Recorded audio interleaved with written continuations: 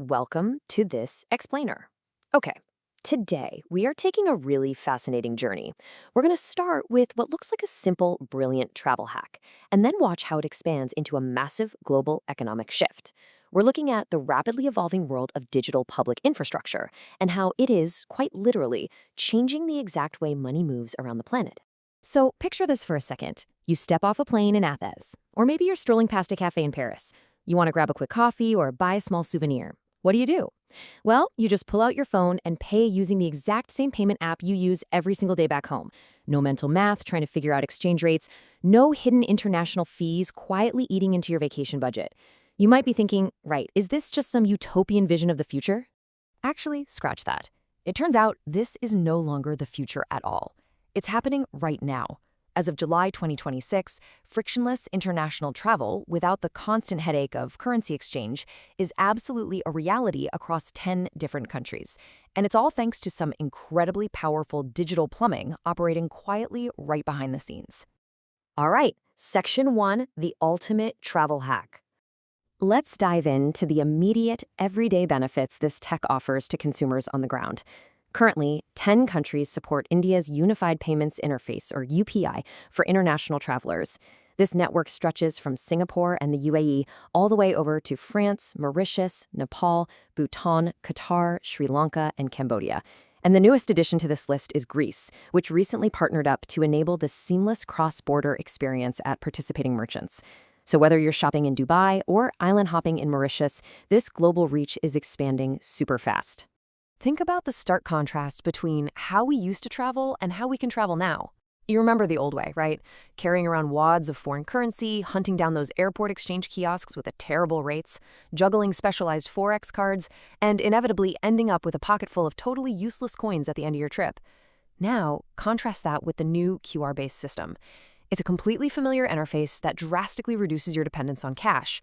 Now, sure, it's always smart to carry a few local bills for small independent vendors, but the friction of everyday travel spending, it's been massively reduced.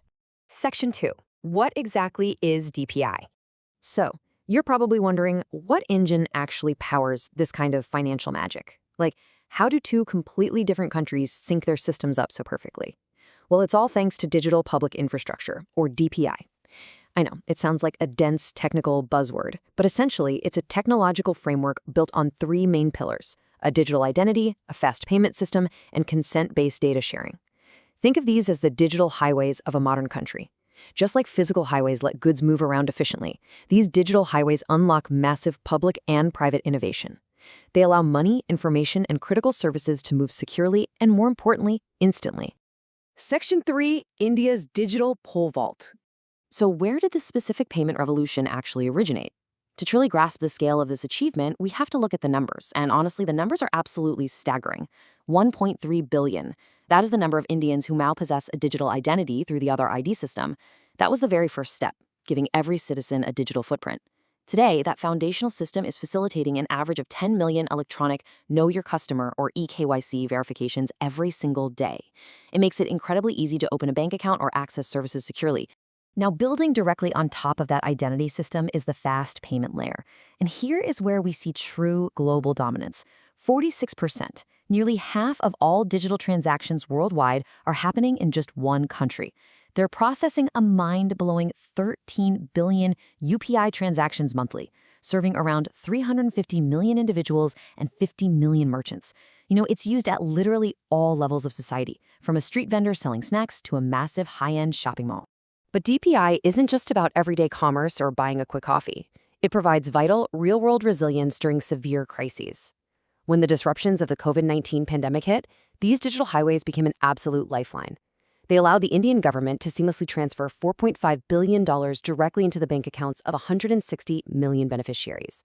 On top of that, it facilitated the distribution of 2.5 million vaccinations in 2 years, sending digital vaccine certificates straight to citizens' mobile phones when they needed them the most. And the institutional impact? Just as impressive. $41 billion. That is the massive amount of money the government has saved across various central government schemes simply by utilizing DPI-enabled direct transfers. By routing money over these digital highways directly to the end citizen, it cuts out the middleman entirely, drastically reduces leakage, and delivers funds instantly to exactly where they're meant to go. The crucial takeaway here is summarized perfectly by Sri Amitabh Kant, the G20 Sherpa of India. He states, India did an incredible pole vault in digital public infrastructure. We achieved in 9 years what would have taken 50 years without DPI. Just let that sink in for a second. 50 years of progress in less than a decade. That historic, rapid acceleration is exactly why the rest of the world is now paying very, very close attention. Section 4, the G20 Blueprint. Zooming out from India's domestic success and looking at the global stage, we're seeing a massive push for shared knowledge. During India's G20 presidency, they established a dedicated task force to essentially export this framework. The resulting report is broken down into 3 essential parts. Step 1 establishes the DPI approach as a transformative paradigm for solving complex global challenges. Step 2 delves into how India steered its own DPI agenda during that 2023 G20 presidency. And Step 3, it presents a forward-looking perspective outlining a strategic blueprint for elevating DPI on a global scale. This report is literally designed to act as a guiding North Star, especially for emerging economies in the global South, showing them exactly how to build their own digital highways to accelerate economic progress and foster inclusive growth.